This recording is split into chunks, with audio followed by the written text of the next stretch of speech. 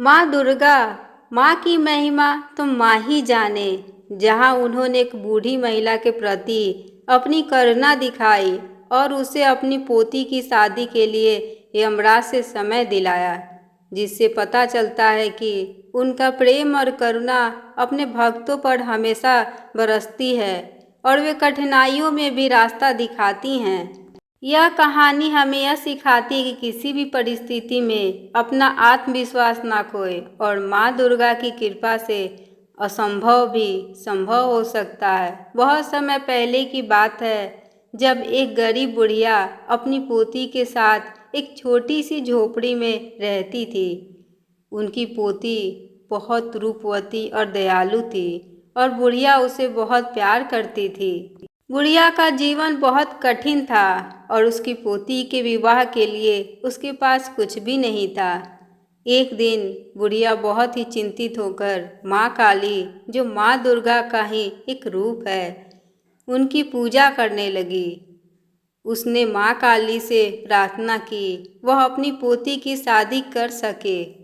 माँ काली बुढ़िया की भक्ति और सच्ची श्रद्धा से बहुत प्रसन्न हुई। उन्होंने यमराज से कहा, जब तक बुढ़िया की पोती की शादी नहीं हो जाती तब तक तुम उसके प्राण नहीं लोगे। माँ काली की बात सुनकर यमराज ने वैसा ही किया।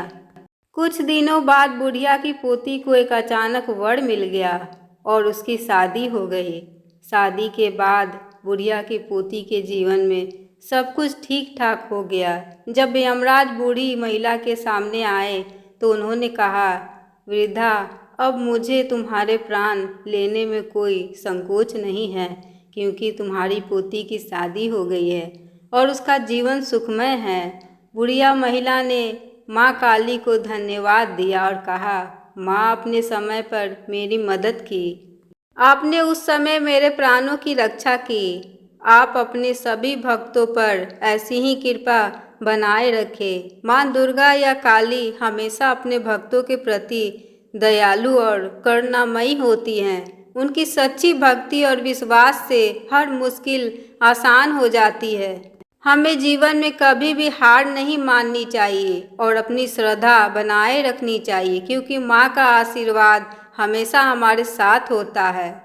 आप सभी को नवरात्रि की हार्दिक शुभकामनाएं।